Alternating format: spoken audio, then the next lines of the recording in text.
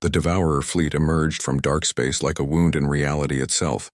Millions of shadow ships stretched across the galaxy's outer rim, each one a void that hurt to perceive directly.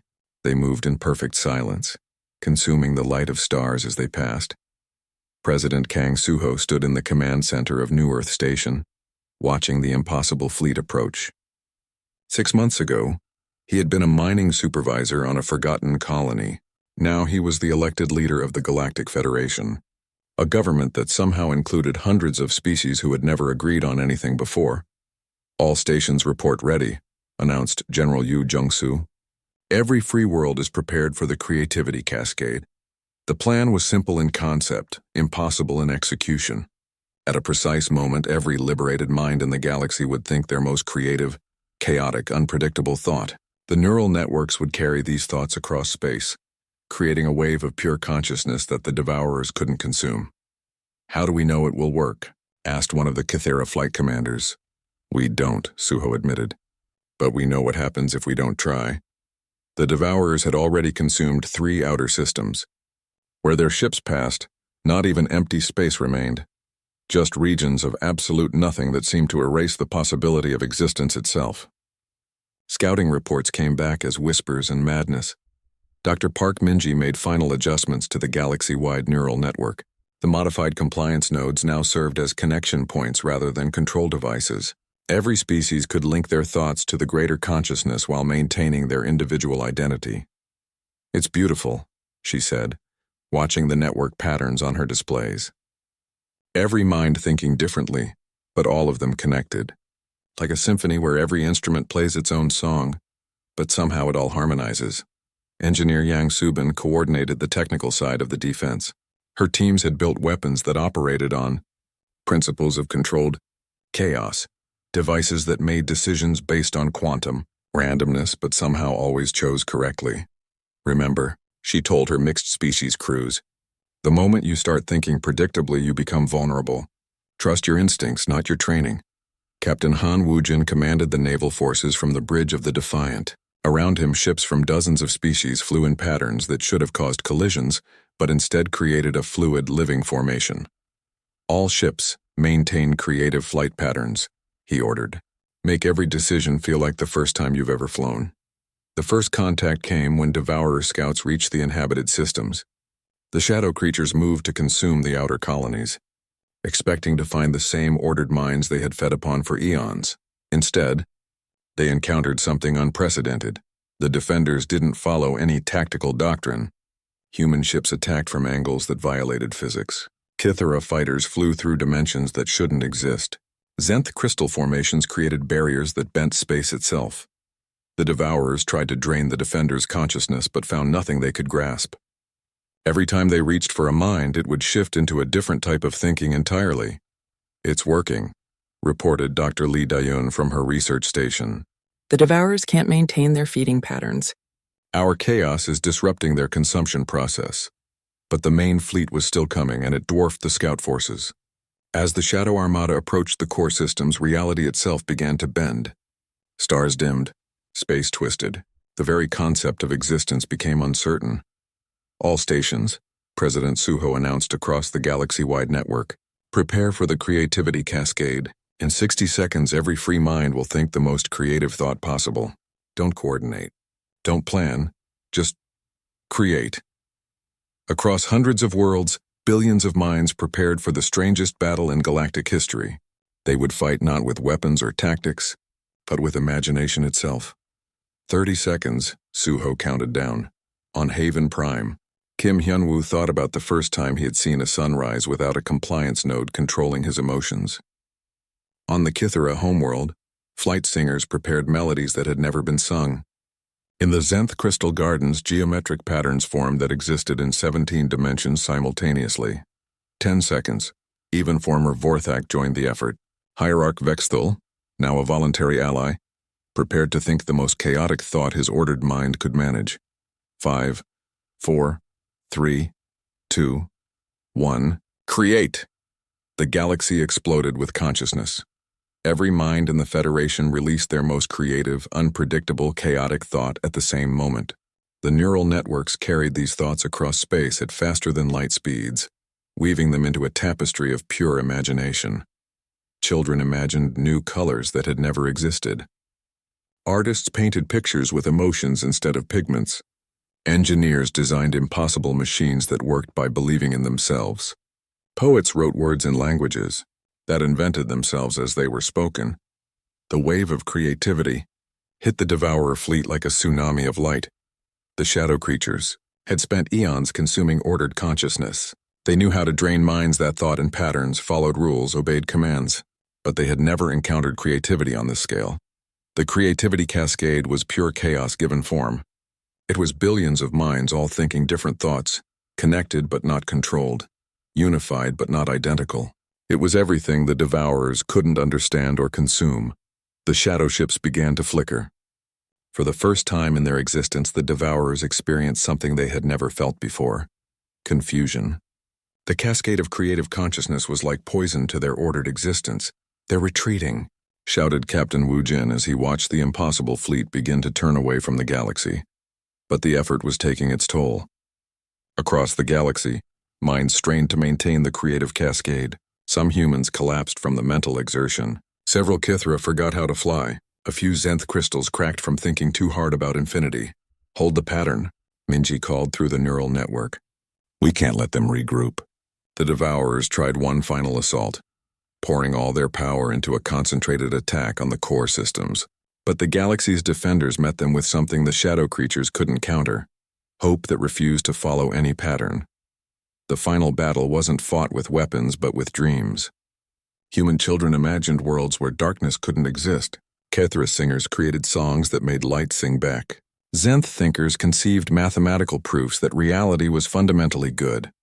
The Devourers, faced with consciousness that actively created instead of just existing, finally understood defeat. They fled back toward dark space, their ships fading like nightmares exposed to morning light. But they left behind a warning that echoed through every connected mind: "We will return when your chaos becomes order." The galaxy had won, but the victory came with wisdom. They had learned that freedom required constant vigilance, not against external enemies but against their own tendency to fall into patterns.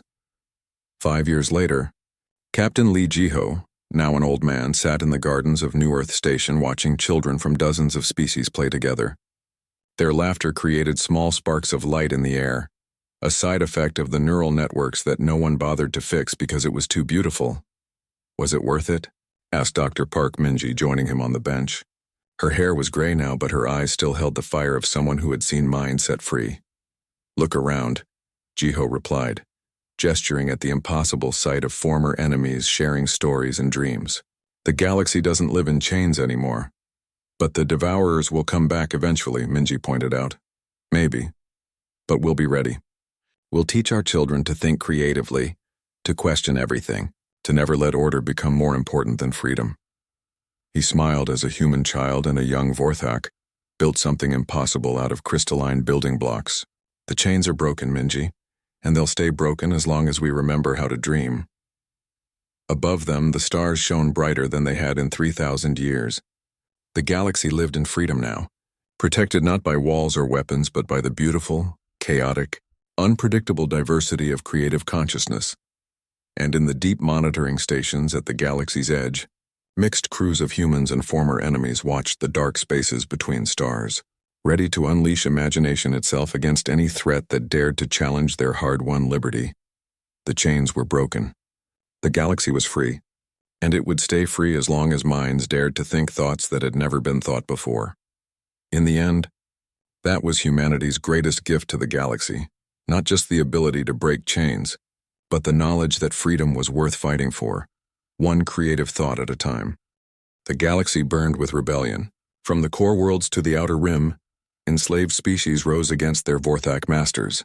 But freedom came with a terrible price: chaos that threatened to tear everything apart just as the Devourers approached.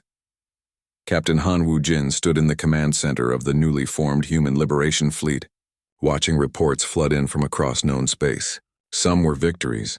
The bird-like Kithra had broken free and were using their natural flight patterns to confuse Vorthak pursuit ships. Others were disasters. The crystalline Zenth had gained independence but couldn't coordinate their efforts. leaving entire worlds defenseless. We've created a mess, Wu Jin admitted to Admiral Song Minho. Half the galaxy is free, but none of them know how to work together. The Vorthak spent 3,000 years teaching species to follow orders, Minho replied. We can't undo that conditioning in a few months.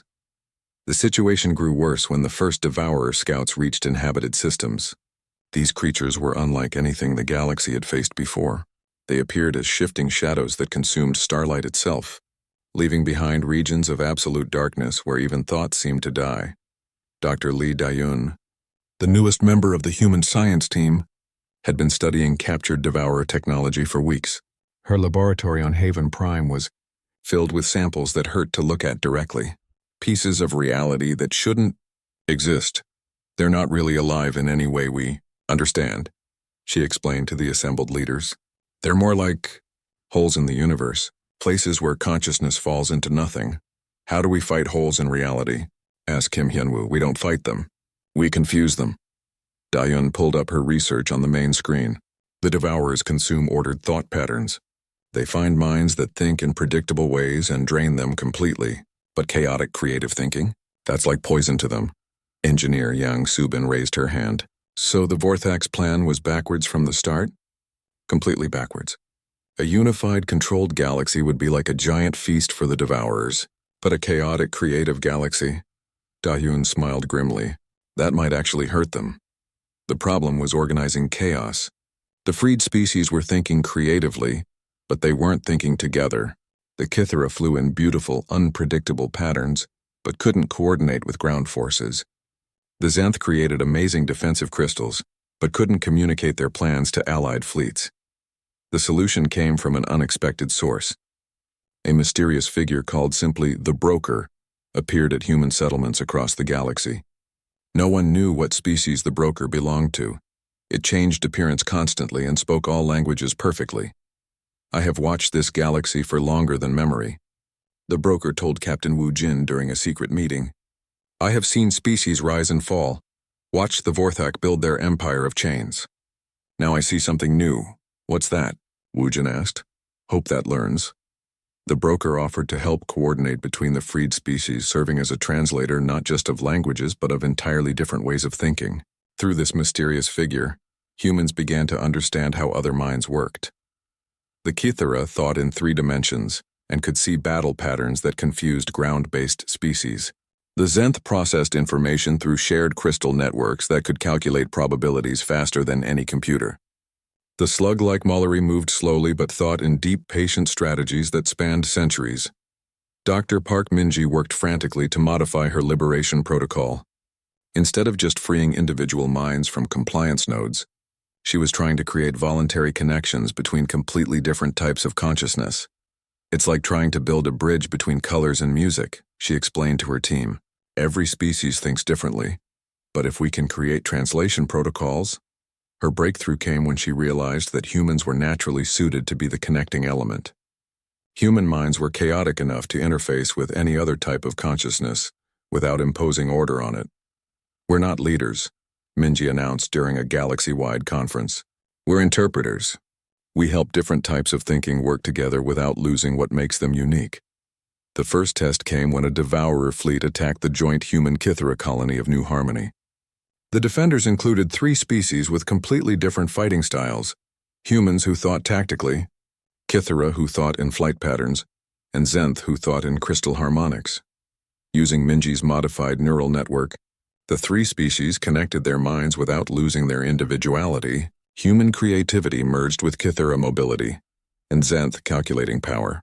The result was a defense that seemed to anticipate the Devourer's moves before they made them. The shadow creatures found themselves facing something they had never encountered: coordinated chaos. Every time they tried to consume one type of thinking, 2 others would attack from angles they couldn't predict. It's working, reported General Yu Jung-soo, who commanded the integrated defense forces.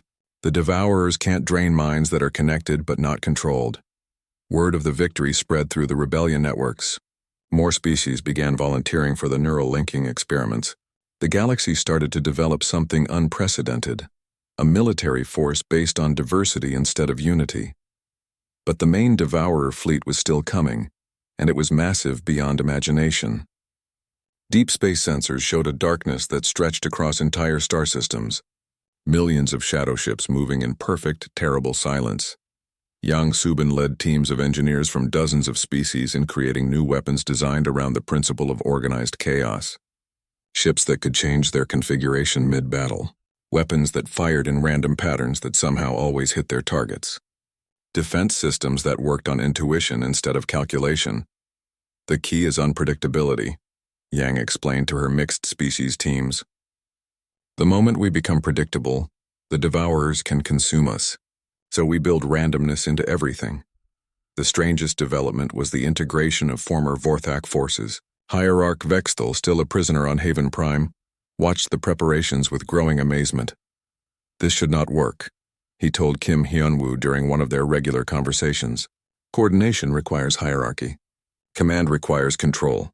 Maybe for your species, Kim replied. But humans learned to work together long before we learned to follow orders. Some Vorthak commanders began to defect, bringing their ships and knowledge to the human-led alliance. They struggled to adapt to the chaotic command structure, but their technological expertise proved invaluable. Dr. Yoon Hyun made the final crucial discovery while studying the ancient archives with Zefdar. Hidden in the oldest records was a reference to something called the Creativity Cascade. The last free civilization tried it once, Zefdar explained. Every thinking being in the galaxy focused their consciousness simultaneously on a single moment of pure creative thought. What happened? Yoon asked. The devourers fled, but the effort nearly destroyed the minds that created it. Nearly isn't completely, Kim pointed out when he heard the report. And we have something the last civilization didn't. What's that? Practice working together while staying free. The plan took shape over the following weeks. Every liberated world would prepare for a single, coordinated moment of creativity. Not thinking the same thoughts, but thinking their most unique, individual, chaotic thoughts all at the same time. The neural networks would carry the cascade across space faster than light. Millions of species, billions of minds, all creating something different in the same instant. It's impossible, protested one of the Kythera commanders. How do you coordinate chaos? You don't coordinate it, replied Captain Wu Jin. You just give it permission to happen. As the Devourer fleet approached the galaxy's core systems, the final preparations began. Every free mind prepared to think the most creative, unpredictable thought they could imagine. The ultimate test was about to begin. Could creativity itself become a weapon? Could the galaxy's newfound freedom survive against creatures that consumed consciousness? The darkness between stars grew deeper as ancient hunger awakened. The Devourers had come to feast, expecting to find the same ordered minds they had consumed countless times before. Instead, they would face something that had never existed in all their eons of feeding, a galaxy that thought for itself. The Vorthak assault fleet arrived at HFY expecting to crush a small rebellion. Instead, they found something that had never existed in 3,000 years of galactic history. A fully operational human military force. Admiral Song Minho stood on the bridge of the hidden battleship Defiant, watching Vorthak ships enter the system.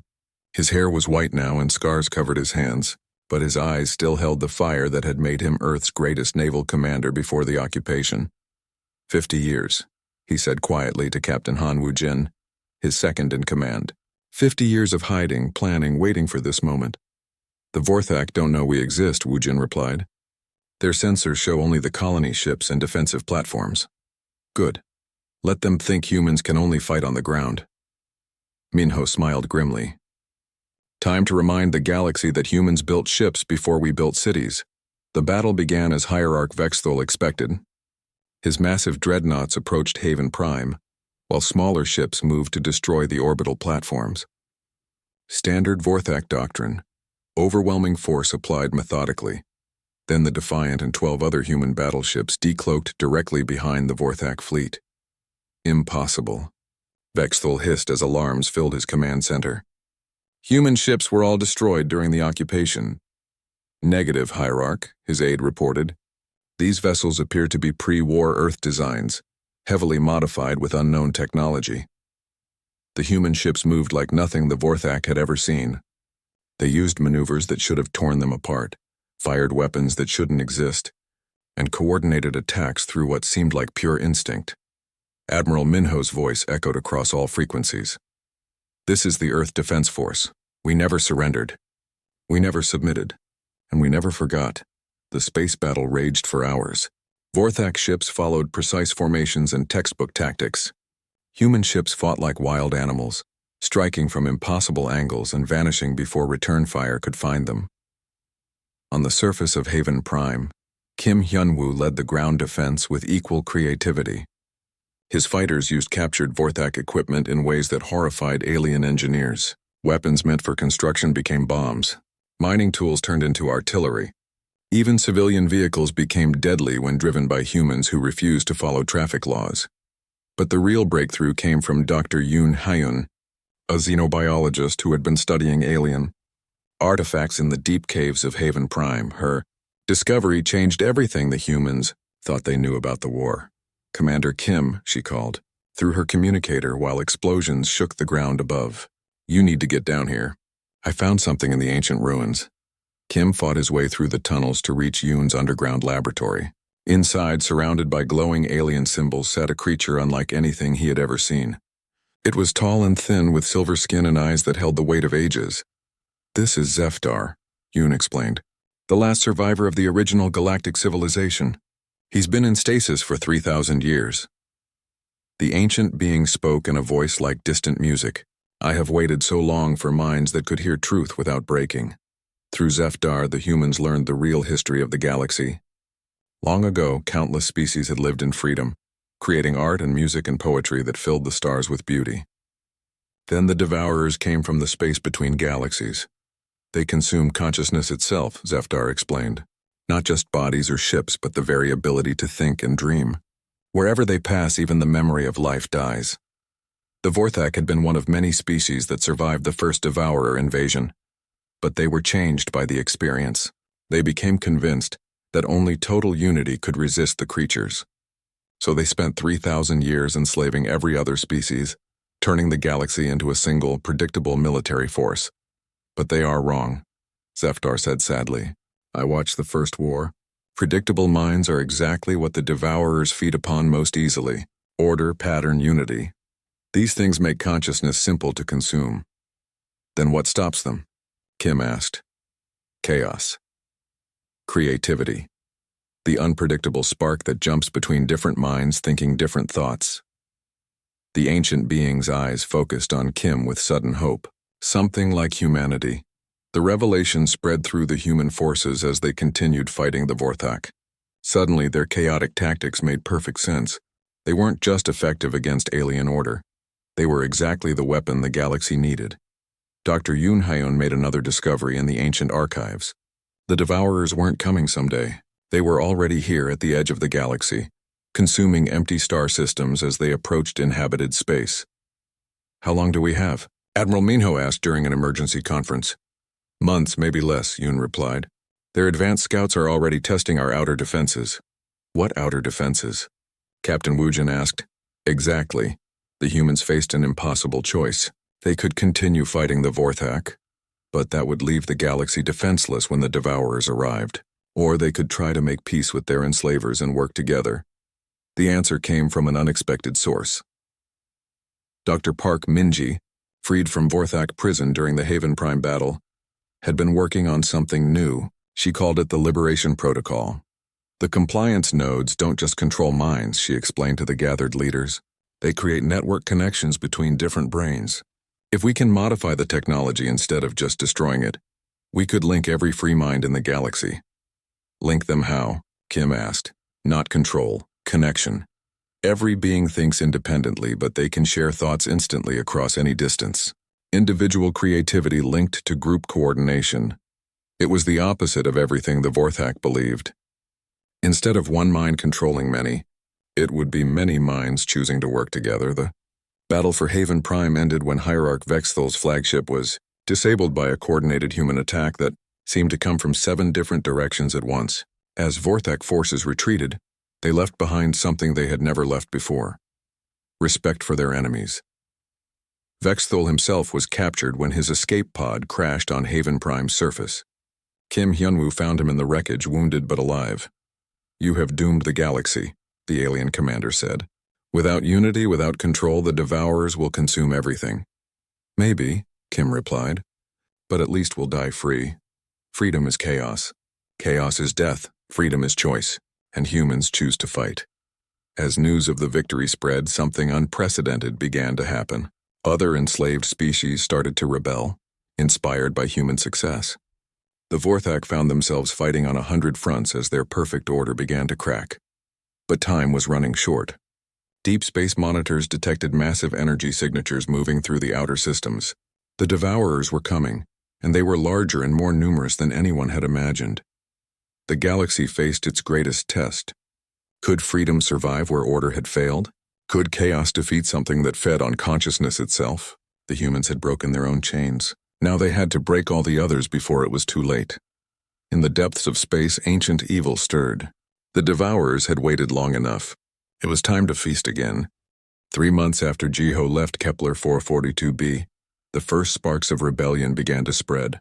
Hidden messages traveled through smuggler networks and secret transmissions. The words were always the same: the phoenix rises from ashes. On 12 different human colonies, resistance cells received small packages. Inside each package were neural disruptors and instructions written in Minji's careful handwriting. The plans were simple but dangerous. Wait for the right moment. Free as many humans as possible. Fight back. Kim Hyunwoo stood in a communication room deep underground on Kepler 442b. Around him, freed humans worked at stolen Vorthak equipment. Their compliance nodes lay broken on the floor like dead insects. For the first time in 50 years, human minds worked at full capacity. "Colony 7 reports ready," said one operator. "Colony 15 is in position. All cells are waiting for your signal." Kim looked at the star map on the wall. 12 worlds marked with red dots. Each dot represented thousands of enslaved humans who would soon remember what freedom felt like. "Send the message," Kim ordered. "Phoenix Rising begins now." Across space, the signal traveled. On each marked world, resistance cells moved into action. They had studied Vorthak patrol patterns for months. They knew when the guards changed shifts, when the monitoring systems went offline for maintenance, when the aliens were most vulnerable. On Colony 7, Lieutenant Choi Tae-hyun led a team of freed humans against a Vorthak communication center. The young pilot moved like liquid fire, dodging alien weapons with impossible grace. His team followed patterns that made no sense to Vorthak computers but worked perfectly. "Left, now right, drop and roll," Tae-hyun called out. His people moved without question, trusting instincts over logic. Energy beams missed them by inches. Return fire found targets that seemed impossible to hit. The Vorthak had ruled through predictable tactics. Their computers could calculate the probability of any action by enslaved species, but freed humans acted on feeling, intuition, and pure stubborn hope. No computer could predict that. On Colony 15, engineer Yang Subin led her team into a Vorthak weapons depot. She had studied alien technology for years, looking for weaknesses. Now she put that knowledge to work. "These power cells connect to the main grid," she explained to her team. "If we overload them in the right sequence, the entire base will lose power for exactly 4 minutes and 37 seconds. "How do you know that?" asked one of her fighters. "Because I've been watching their maintenance schedules for 2 years. Vorthak engineers are very predictable." Subin smiled grimly. "They never change their routines. That's their weakness." The attack succeeded perfectly. Yang's team captured enough weapons to arm 3 more resistance cells. More importantly, they proved that Vorthak technology could be turned against its creators. But the most important discovery came from specialist Kang Jiwon, a former translator who had worked with Vorthak commanders for years. Hidden in stolen data files, she found something that changed everything. "Commander Kim," she reported through encrypted channels, "I've found classified Vorthak military records. You need to see this." The files revealed the truth about the Dominion Collective. The Vorthak weren't conquering for power or resources. They were building an army. The galaxy faced a threat from outside, something the files called Devourers. These entities consumed entire civilizations, leaving nothing behind but empty space. "The Vorthak are afraid," Jiwon explained during a secret meeting. "They've been preparing for war for 3,000 years. Every enslaved species is part of their battle plan." Kim studied the alien documents with growing understanding. "They think unity means control. They believe only a completely predictable army can fight this threat. But look at these battle reports, Jiwan pointed to more files. Every time the Vorthak fought the Devourers before they lost. Their predictable tactics failed completely. Kim began to smile. Because predictable is exactly what these Devourers expect. The revelation spread through the resistance networks. Suddenly everything made sense. The compliance nodes weren't just about control. They were about creating a single unified mind across the entire galaxy. The Vorthak thought that would make them stronger. They were wrong. As news of the successful uprising spread, more human colonies began to rise. The Vorthak responded with increasing force, but their tactics remained predictable. They sent the same patrol patterns, used the same weapons, followed the same procedures they had used for 3,000 years. Freed humans responded with chaos. On HFY, the most important human colony in the sector, young pilots like Taehyun began using flying patterns that drove Vorthak commanders crazy. They would attack from impossible angles, retreat through asteroid fields no sane pilot would enter, and reappear where no enemy should be. How do they do that? Demanded Hierarch Vex Thule, the primary Vorthak commander hunting the resistance. He stood in his command center watching battle reports that made no sense. Unknown, Hierarch, replied his aide. Human fighter craft appear to ignore tactical doctrine entirely. They should have been destroyed 7 times during the last engagement. Then why weren't they? Because they did not follow logical flight paths. Our targeting computers could not predict their movements. Vexthel's black eyes focused on the tactical display. Red dots showed human positions that seemed completely random. No pattern, no strategy he could identify. Increase patrols around HFY, he ordered. These humans will learn that chaos cannot defeat order. But chaos was exactly what the humans did best. Yang Subin's engineering teams began modifying captured Vorthak equipment in ways that broke every rule of proper design. Weapons that shouldn't work fired perfectly. Ships with mismatched parts flew faster than purebred Vorthak fighters. I don't understand how this engine design functions, Yang admitted to her team. According to physics, it should explode. But it works better than the original. Maybe physics is more flexible than the Vorthak think, suggested one engineer. Or maybe humans are just too stubborn to let physics stop them, Yang replied with a grin. The resistance grew stronger with each victory. Freed humans remembered skills they had forgotten during 50 years of occupation. They remembered how to innovate, how to adapt, how to solve problems in completely unexpected ways. More importantly, they remembered how to hope. The climax of this phase came when Kim Hyunwoo's forces captured HFY itself. The battle should have been impossible. HFY was the most heavily defended human colony, with orbital defense platforms and a full Vorthak garrison. But the humans didn't attack the defenses directly. Instead, they did something the Vorthak never expected. They landed supply ships full of neural disruptors and freed every human on the planet simultaneously. Within 6 hours, 500,000 humans had functioning minds again. Within 12 hours, they had taken control of their own world. Hierarch Vexthul watched the reports with growing frustration. His superiors would not be pleased. The humans were supposed to be the most docile of the enslaved species. Instead, they had become the most dangerous. Prepare the assault fleet, he commanded. If we cannot control these humans, we will destroy them. But as his ships moved toward HFY, Vexthul made a critical error. He assumed that humans, like every other species, would fight defensively when threatened with overwhelming force. Instead, they prepared to do something no enslaved species had ever attempted in 3,000 years of Vorthak rule. They prepared to attack back. The spark had ignited. Now it was time to see if it could become a flame that would burn through the galaxy's chains. The dust never settled on Kepler 442b. It hung in the air like a brown cloud, making every breath taste like metal and dirt. Lee Jiho pulled his mask tighter as he walked through the mining colony. Around him, hundreds of humans worked with their heads down, their movements slow and tired. Small metal devices blinked on the back of their necks. The compliance nodes kept them calm and obedient.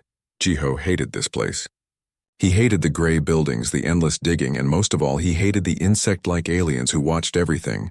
The Vorthak stood 7 feet tall with 4 arms and black eyes that never blinked. They had ruled the galaxy for 3,000 years, and they treated every other species like pets or tools. Captain Lee, a voice whispered behind him. Jiho turned to see a woman in a dirty lab coat. Her node blinked slower than the others. I am Dr. Park Minji. We need to talk. Jiho nodded and followed her into a small building. Inside, Minji checked the door and windows before speaking again.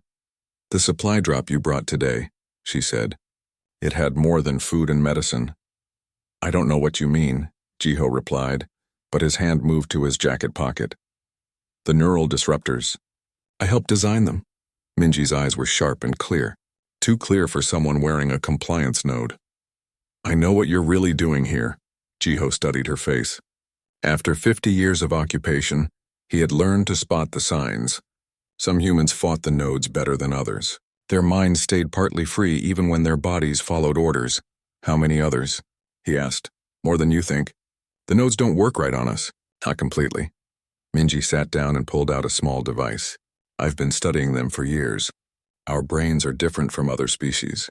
We're too chaotic, too unpredictable. She showed him brain scans on the device. Human patterns looked wild and random compared to the neat, organized patterns of other aliens. The Vorthak conquered hundreds of species, Minji continued. All of them became perfectly obedient within a few years. But humans? We keep fighting inside our own heads. The nodes can control our actions, but they can't kill our dreams. Outside, a siren wailed. Through the window, they saw Vorthak guards moving toward the mining pits. Someone had started trouble again. Third uprising this month, Minji said. The guards think it's random. They don't understand that each one makes us stronger. They watched as the Vorthak soldiers surrounded a group of miners. The aliens moved like machines, efficient and cold.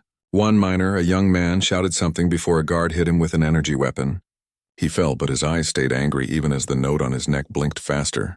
That's Kim Hyunwoo's son, Minji whispered. Kim leads one of our resistance cells. He calls it Phoenix Rising. How many cells are there? Jiho asked. 12 on this world.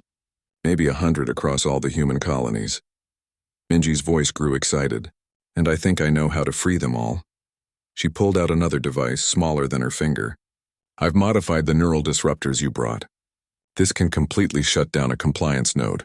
Permanently. Jiho stared at the tiny machine. How many do you have? 50. But I need more materials to make others. And I need someone who can travel between worlds. She looked at him directly, someone like a smuggler with a fast ship. Before Jiho could answer, the door burst open. A Vorthak guard filled the doorway, its 4 arms holding different weapons. The alien's translator box spoke in perfect human language.